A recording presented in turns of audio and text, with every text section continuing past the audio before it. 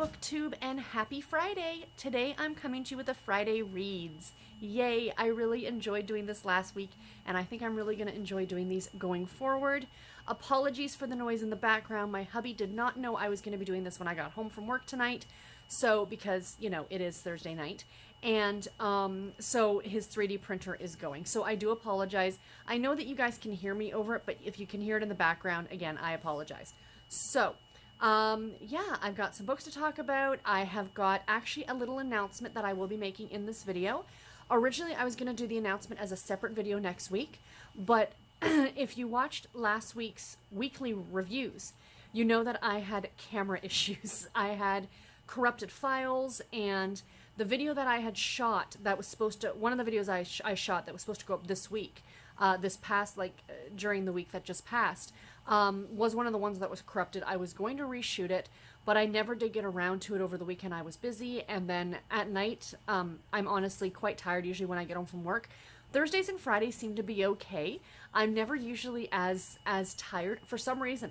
Is anybody else like this too? Like Thursday night, it's like, oh yeah, I can stay up late because tomorrow's just Friday. It's not a big deal. It's just Friday. You know, you're kind of like, not that you can sleep in on a Friday morning, but you're going to work and you do your day at work, and then you've still got 2 days off after that to kind of catch up on that sleep that you might have missed staying up late on Thursday night and tonight. So I don't know. As of the time this video goes up, I will post it below for anyone who cares. But it could potentially be the final game in the NBA playoffs.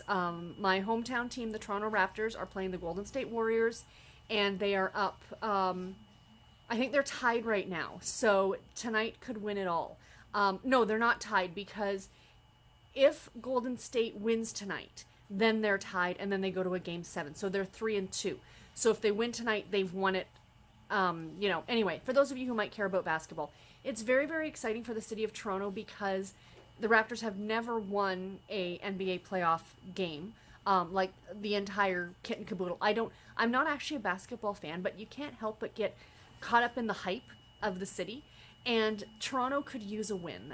We do not have some of the best sports teams, to be completely honest. We've got the Maple Leafs and the Blue Jays, both of which are not doing so great. We haven't had a championship team in the city, like of the big four, basketball, baseball, hockey, kind of an idea, since I think it was 93, which was the last time the Jays won the World Series. So we could use a win. I know downtown Toronto is crazy right now. People are going down to watch the game on the big screens outside of the Air Canada Centre. I don't know what it's called now. Is it the Scotiabank Arena or something ridiculous like that? I still know it as the Air Canada Centre, the ACC or the hangar or whatever you want to call it. But they're going down there to, as they're dubbing it, Jurassic Park, to go and see the game, like to watch it from outdoor screens and stuff like that. So fingers crossed. Like I said, no, I probably actually won't, because like I said, I'm filming this Thursday night, but it's going to get edited tonight and go up for noon tomorrow. But tomorrow morning, you guys will know whether or not they won or not. And I think if they lose, they play again on Sunday. So, again, will I be watching the game? Probably not. But I do follow a lot of people and who are Toronto fans, of course. So go Toronto. We the North, as they're saying. So anyway, I am going to try something a little bit different here with my Friday Reads. And I have book covers on my tablet. I just thought it might be a little bit easier than me inserting pictures later, because these are supposed to be casual, fun video. I mean, I want all my videos to be casual, and if this kind of starts to work out a bit better, I might continue doing it this way for all of my videos. So, what am I going to be reading this weekend? The first book, my audiobook, is going to be The Duke Next Door by Celeste Bradley. This is book number 2 in the Heiress Brides series. So this is, of course, as you can tell, sorry for the glare. I'm not going to apologize for the glare. It is what it is. This is the second book in the Heiress Brides series. This is a really cute series. I believe it's only 3 books. I read the first book early in 2018, I want to say, so it was over a year ago. And essentially the premise of this series is about, I think it's 3 or 4 girls who are heiresses to a fortune.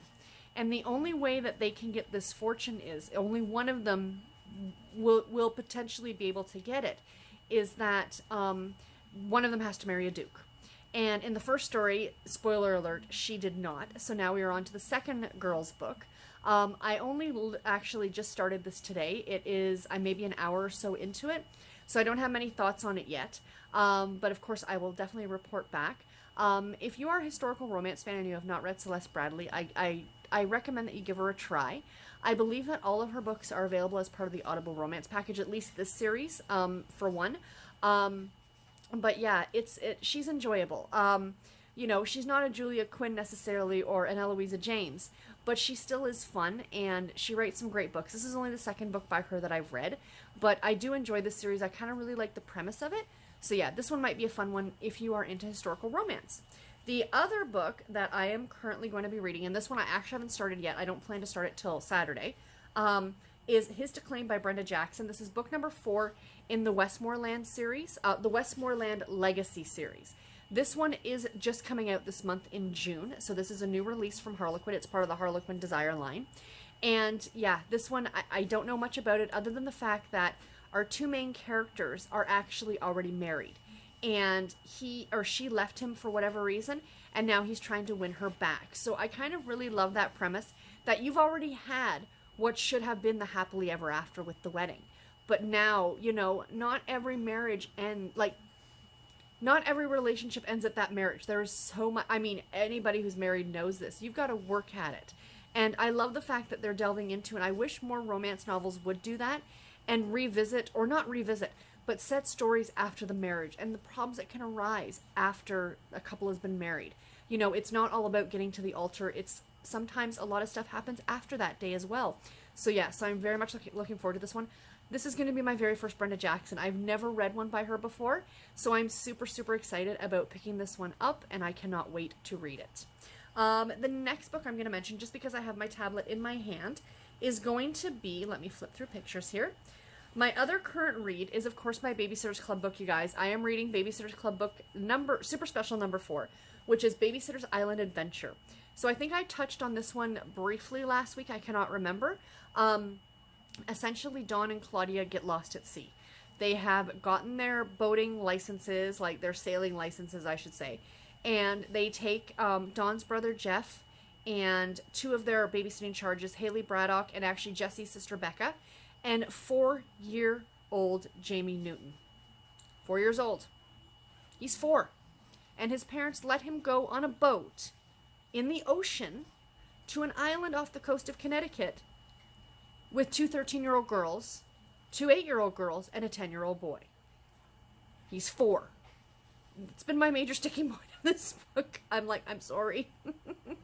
I'm sorry. I understand that you trust them because they're your babysitters, but this is a boat. They only just got their their certification to be able to drive these sailboats. And of course, disaster strikes, they end up getting marooned on an island. So it's been a fun one, actually. I think I said last week that this wasn't one of my favorites. It's still not, because it's got that air of kind of sadness to it with the fact that the girls are missing and the other girls don't know what happened to them, kind of an idea. I much more prefer the super specials where fun stuff is happening, like they're going on a trip or a vacation or, you know, something like that.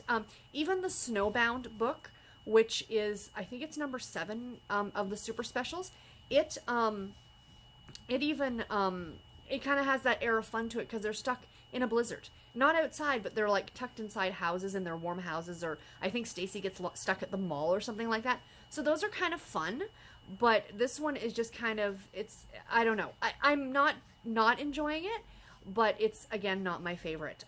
I know I had a viewer ask, who was it? Oh, was it Lindsay? Was asking about reading them in chronological order, which is how I'm reading them, which is why I'm interspersing the super specials amongst the regular books. And over the next month or so, depending on how quickly I can get through some of these, I will actually be delving into the mysteries, because the Babysitter's Club released an entire mystery series as well, and I'll be interdispersing those amongst the regular series. I did find a list online, a chronological list, and I think I posted it in the comments for her, but I will post it below for the rest of you in case anyone else is interested and you're looking to read the Babysitter's Club in chronological order, because some things do happen that follow through, like the super specials, or follow through the regular series, the mystery series. So in case you're interested, I will post that below. But yeah, so, you know, not enjoying it, but not my favorite. And then the last book I'm going to be reading this weekend, let me turn my tablet off. I haven't actually started this one yet, and I showed this one to you guys last week. And this is The Engagement Effect by Betty Niels and Liz Fielding. Please ignore all the stickers on it. This is my 40 Years of Harlequin book for 2002. It's a large print book. It's a short book. I should be able to fly through this weekend. So yeah, so I'm looking forward to, I might actually pick this one up tonight and get a little bit of it read. But I will definitely be reading this weekend. And then the last bookish kind of thing that I want to show, of course, is my next week's 40 years. Sorry, I just kind of tossed my tablet down there. My next 40 Years of Harlequin project book. This is a thicker one, you guys. I think this might be a super edition. It's from 2003, if you can see that. So let's pop it open and see what it is. It's not a super special or super edition. It's another Duets novel, but it's a very, very exciting Duets novel. It is book number 100 in the Harlequin Duets imprint or category. This is a category romance. It's this imprint. So there are two stories in here, excuse me. You'll Be Mine in 99 by Jennifer Drew and The 100-Year Itch by Holly Jacobs. You might want to get a doctor to check that. So I will read the back of this for you guys. It says, join the fun and celebration Duets number 100. This smile-inducing series featuring gifted writers and stories ranging from amusing to zany is 100 volumes old, so that's fun. And then it says, in Jennifer Drew's You'll Be Mine in 99, a librarian, Katie Sloan, doesn't know what to do when she realizes Hilo, Ohio, that's H-I-H-O, Ohio, so spelled, yeah, that's kind of fun, isn't it? Is actually celebrating its 99th, not 100th birthday. Can she keep guest of honor Joel Carter from spoiling the secret only if she slips into a bikini and enters the Miss Hilio contest, or Hi-Ho contest. That's it. Hi-Ho contest. That sounds cute. Meanwhile, the chase is on to discover Hi-Ho's secret in Holly Jacobs' The 100-Year Itch. Oh, this is fun. So they're back-to-back stories. Oh, that's going to be fun. I do like it. Some of the Duets novels have done that where I know there was one about a set of twins. Men are from Mars, women are from Venus. Like, that's actually what each story was called. Where they feature like a set of twins and it's the same town or something. Oh, I do love that. I'm glad they did this for book 100. Anyway, meanwhile, the chase is on to discover Hi-Ho's secret in Holly Jacobs' The 100-Year Itch. Will Zoe Wallett's festival chairperson be able to foil intrepid reporter Mace Mason's quest for the truth? Sure, he's an out-of-towner, but with each minute, he's not only closer to the secret, he's closer to Zoe as well. How will this crazy couple ever fall in love and save the day? Oh, this is going to be so much fun. And I do really, really like these cartoony drawing covers. I think they're so adorable. So yeah, I'm super excited to have this one. Again, this is going to be a slightly longer read because it's 2 books in one, but I am very much looking forward to this one. So that is book-related stuff, except for one other thing. This is the little announcement that I wanted to do, and that is I am announcing the Outlander read-along, you guys. I mentioned this last week, or the last time I kind of did a little book haul. But yes, in the months of July and August, we will be reading the Outlander, the first book in the Outlander series, which is called Outlander by Diana Gabaldon. Excuse me, one second. I wanted to check the calendar because I didn't write anything down. Again, this is kind of just a more chill and relaxed video. So this read-along is going to begin on, it's not actually going to begin in July, it's going to begin in June. It's going to begin on June 28th, which is 2 weeks from today. So we are going to start reading this on June the 28th, and we are going to be reading it for 8 weeks. This is a longer book. It is a denser book. Do not be scared of this book if you have not read these yet. The edition that I have in front of me comes in at 850 pages. So if you are doing the the Summer Romance Book Bingo, and you have the 500 plus page book square on your bingo card, if you read this one with us, you will have it done before the end of August and can check it off your bingo card. But I want to get back in this series. It's been a number of years since I was up to book 3. I've read the entire series up until, I have not read Written in My Own Heart's Blood yet, but I wanted to do a reread of this years ago, and I think about 4 years ago I reread this. And then I went on about a year later and I reread Dragonfly and Amber. and I was due to start Voyager, and I thought, let's go back, and I kind of got the idea of doing one book every other month. So essentially we'll read this book for 2 months, and then if you guys want to continue with me, because I'm going to keep doing it, but if you guys want to join in with me, fantastic. Then we're going to continue on to Dragonfly and Amber, then Voyager, and so on and so forth. So 2 months per book. So the way the read-along is going to work is for each week. Actually, no, I'm sorry. It's going to start on the 29th. It's going to start on the Saturday. So 2 weeks tomorrow. So it's going to be 5 chapters a week. And then on that 8th week, it's going to be 6 chapters. I thought that was an easier way to break it down other than page count. I originally was going to do a page count goal like per week, but I thought I don't know what edition everybody's going to have. Your edition, you might be reading the hardcover edition, which might have a different page count, or the big trade paperback, which I was trying to get my hands on, but I have this edition, and I thought I don't want to spend $20 on Amazon for it. If I run across it in a thrift store, I will pick it up, but for now this is going to work. If you want to listen to it on audio, that is perfectly acceptable as well. Please feel free to do so. If I fall behind, you know gosh darn well I'm going to have my audiobook, because I own all of them on audio. So, you know, if I fall behind the actual reading, like the print book reading, I can always fall back on the audio, so that's fine.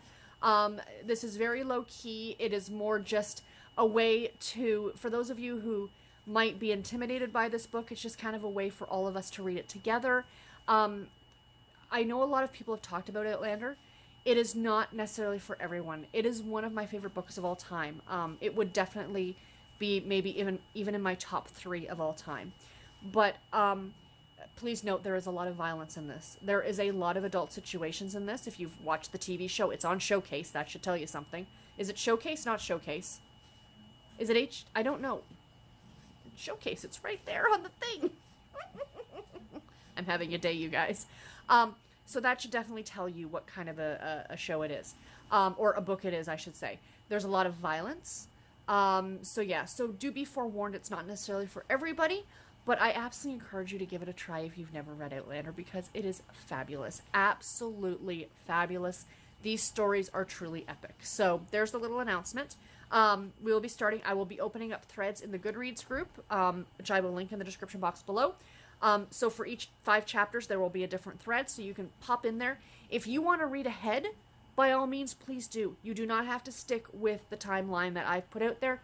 I just did that to make it easier, so it's smaller pieces to digest instead of taking on this entire book. Do you know what I mean? And I did work it out for this edition here. It works out to about 15 pages a day, which is not that bad. You know what I mean? Like, you can sit down and read 15 pages in a day, right? So yeah, so I am very, very much looking forward to that. So like I said, it's going to start on the 29th of June. So it'll go 1, 2, 3, 4, 5, 6, 7, 8. We should be ending, hold on, 1, 2, we start, 1, why am I looking at August? Guys, this is why, I'm sorry, talk amongst yourselves just for a second. So that's 1, 2, 3, 4, 5, 6, 7, 8. All right, we're actually going to be starting on the 6th of July, the 6th of July. The date's here now. It will all be posted in the Goodreads group. So if we start on the 6th of July, and we go 1, 2, 3, 4, 5, 6, 7, 8. We end on the 31st of August. So 6th of July to the 31st of August, that is 8 weeks. Again, I'll have it all posted in the Goodreads group below, so please do feel free to join us. And sorry about that, you guys. I promise next time I will be more prepared. I'm not going to be doing separate videos on updates of the Outlander books. I will just be talking about it in my Friday reads, of where we are and how I'm doing and what I'm thinking about it, and stuff like that. So yeah, so that's that.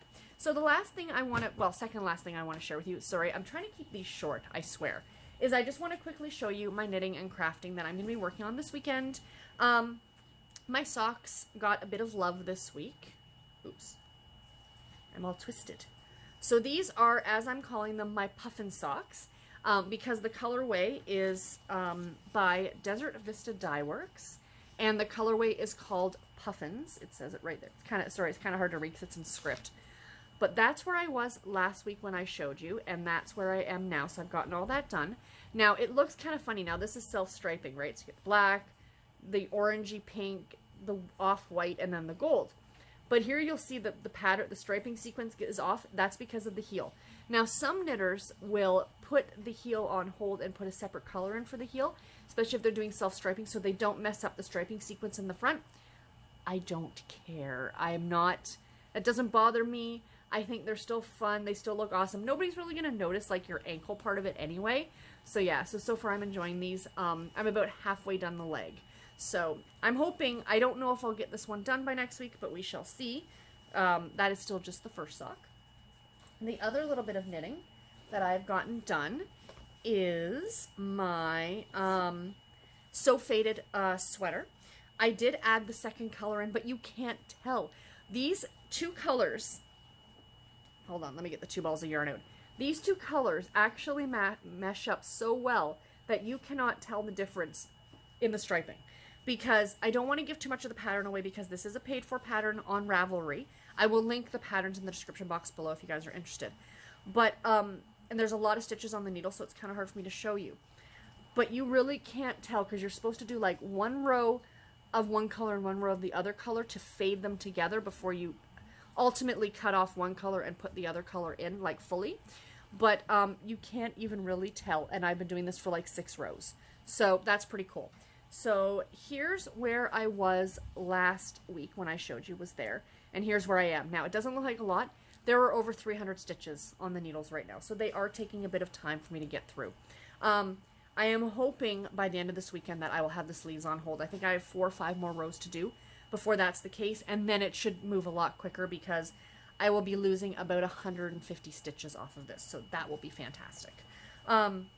So yeah, that's the So Faded pattern by Andrea Mowry, and I'm really, really enjoying it. And then the last thing, crafty-wise, that I want to show you, what has taken a lot of my time this week is working on this cross-stitch pattern for my husband. Because I want to get it done, because I did not think this would take as long as it took. I did not think his weird hair mohawk thing would take this long. But I'm still working diligently. This has pretty much taken me the week, and I'm working on it after work, like at night, like for a couple hours every night when I sit in front of the TV watching BookTube.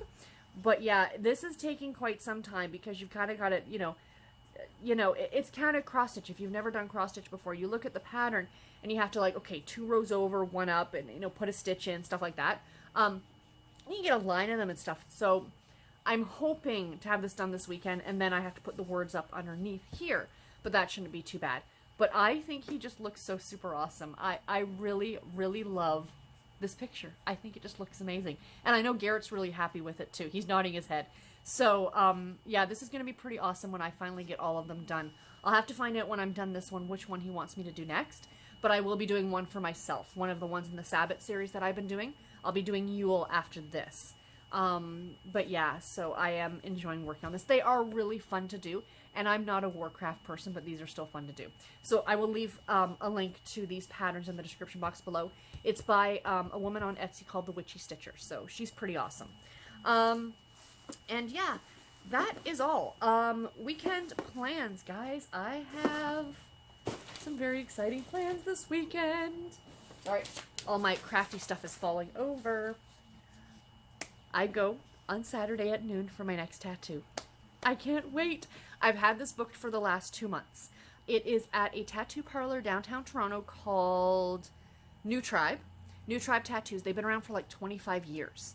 And for anyone who's also in the Toronto area, they're near the old Chum City building. I think they're like right beside the old Chum City building. Anybody else in the city remember Speaker's Corner? It's funny because I still follow Strombo on Instagram and Twitter. It's like, he used to be a VJ or whatever on Much Music when I was growing up, and yeah. Anyway, sorry. Throwback to any other Torontonians. But anyway, that's where I'm going. I know what I'm getting. I have been in talks with the woman who's going to be. It's a woman. Her name's Steph, who's going to be doing it. So I will obviously show you guys next week. But anyway, guys, that's all that I have for this video. Okay, 25 minutes. That's not too bad considering I also had a little announcement. Let's hope that these start to get shorter. I'd like to keep these around 15 minutes, but we shall see going forward.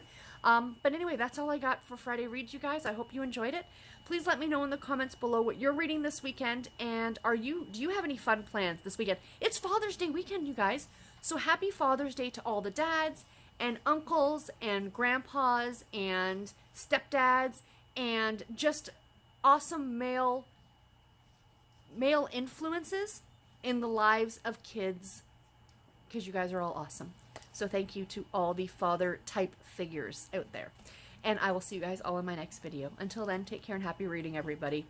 Bye.